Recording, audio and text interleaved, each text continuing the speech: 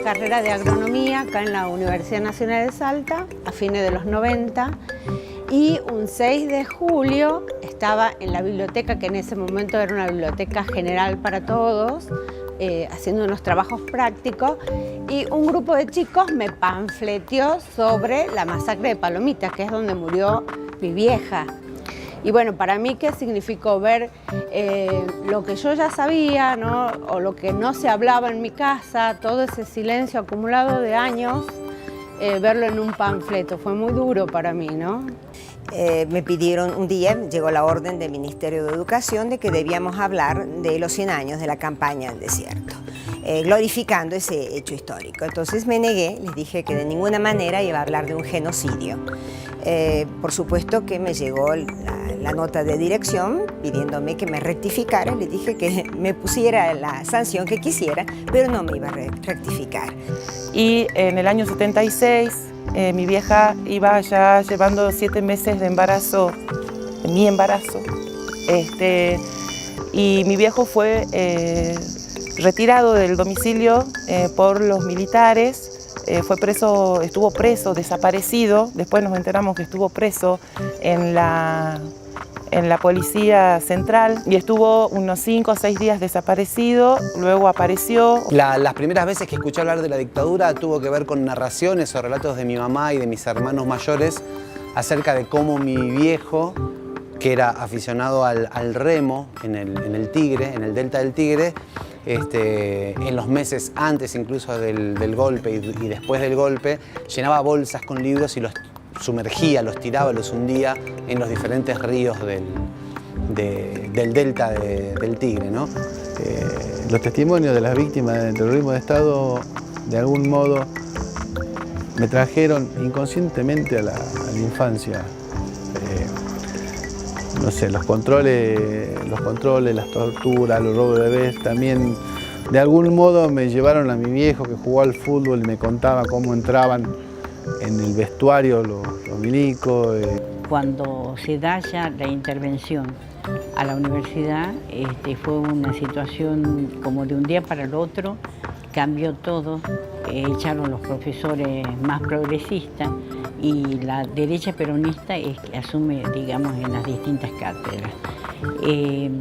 Después de eso viene la intervención en la universidad, en la provincia de Salta, al gobernador Miguel Ragone, hoy desaparecido, y eso significó que empezaron las primeras detenciones a los estudiantes universitarios, que hubo una década, que es la década del 70, que luchó por un mundo más justo y más humano. Esas fueron las causas de la persecución, de las muertes, de los secuestros, de todo lo que pasó. Hubo una generación idealista que luchaba por el otro, aunque su situación personal fuera cómoda, pero luchamos por los que menos tenían. Estaba ya a finales del proceso, estábamos trabajando, empezaba el grupo de investigación teatral a presentarse, a trabajar. Empezamos trabajando con una obra de Jean-Paul Sartre, muestra estudiantil de teatro, y entraban los otros personajes, los sacaban de medio del público, los llevaban, los tiraban en el medio del escenario y empezaba la obra. Y mientras estábamos así, yo estaba haciendo la técnica. Un uniformado, un policía uniformado, entra a la sala, se va y se coloca atrás. Se para así, entra otro, por el lado otro, y hacen atrás un hermoso telón de fondo, así mirándonos, parados con las manos atrás, así. Yo creo que no entendían mucho, pero de quién era Sartre y todo, pero en ese momento, viste, es cuando empezás a sentir eso que se llama cagazo, ahí. Y estábamos arriba del escenario hasta que llegamos. La obra duró 2 horas y cuarto, sin cortes. Llegamos al final, el público se paró, lloró, fueron y abrazaban a sus hijos y nos abrazamos nosotros, desarmamos. Los policías salieron y pusieron ahí para que salga todo el público y nos fuimos tranquilamente, digamos, yo con mis tarritas de luces, despacito, calladitos, sin festejar nada. Fue un momento que tragamos mucha saliva. Digamos, quizás ahí tomé una medida inconsciente yo y los actores que trabajaban conmigo eran mucho más chicos, digamos, o sea, que podríamos haber sido tortilla en ese momento.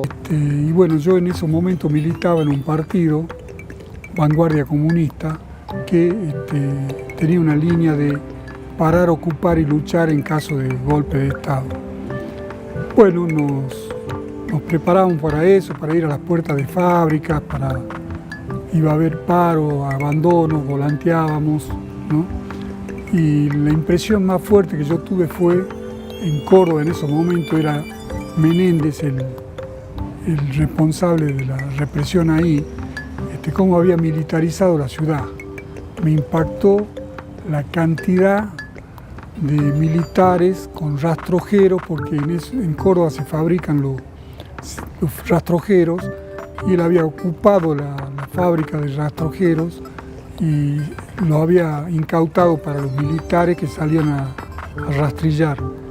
Me impactó mucho la presencia represiva que había en la ciudad, en las puertas de fábrica, en todos esos lugares. Bueno, estudiar en la época del proceso y ser joven en esa época no era nada fácil realmente. Sobre todo nosotros, que éramos estudiantes de antropología. La carrera de antropología fue la primera carrera que se cerró y simplemente dejaron que nos recibiéramos los que habíamos iniciado la carrera, porque bueno, no nos podían echar, digamos, ¿no? Pero en sí mismo, en la universidad, la carrera de antropología quedó como relegada totalmente, y un control ideológico muy fuerte de los docentes y de los estudiantes. Para venir, por ejemplo, veníamos en el ómnibus 14 y lo común era que a la altura del Huayco o en algún lugar de la ruta pararan el colectivo y nos bajaran a todos y nos hicieran poner así contra el colectivo y nos palpaban. Y acá en la entrada de la UNSA teníamos que hacer una larga cola porque nos revisaban las carteras, nos revisaban todo antes de entrar. De 1976 tengo el recuerdo de un tío que militaba fuertemente en el sindicato de Luz y Fuerza, y bueno, él nos contó cómo con sus compañeros vivieron momentos de persecución muy fuertes, defendiendo los derechos de los trabajadores y las trabajadoras. De hecho, tengo un recuerdo que cuando tuvieron que hacer un apagón en toda la ciudad para que sus compañeros pudieran ocultarse, ya que estaban siendo perseguidos. Pero bueno, mi peor recuerdo es que volvía de Chile en mochila, por supuesto, y bueno, nos agarró la gendarmería y nos puso preso una noche. A los varones los pusieron en un calabozo, a mí en la peluquería, y al otro día el gendarme me va a buscar, me lleva a la máxima autoridad y agarra el libro y dice, el libro que había comprado era Historia de la clase obrera peruana, y me dijo, esto acá no corre, y lo tiró a la basura. Y después me sacó los cassettes que eran de Silvio Rodríguez, Pablo Milanés, y me dice, ¿y esto? No, es música romántica, le digo yo, era la nueva trova cubana, no sabían nada, me lo dejaron. Tuve una experiencia en aquellas épocas de la dictadura que obviamente me marcaron para toda una vida, que fue el estallido del Aula 1. Yo me acuerdo de un hecho que lo vivimos intensamente, que fue la bomba en el Aula 1 que hay ahí al ingreso a la universidad. Nosotros estábamos en el aula esa porque nos habían dado esa aula para el centro de estudiantes. Y en el anfiteatro B estaba un conjunto de música boliviana que se habían cambiado la ropa en el aula. O sea que nosotros estábamos en esa aula. Cuando estaba en pleno acto de música, llegó la Federal, nos dijo que había que desalojar la universidad y que nos teníamos que ir. Nosotros nos paramos en la puerta y nos dijeron que no podíamos quedarnos ahí, que teníamos que irnos.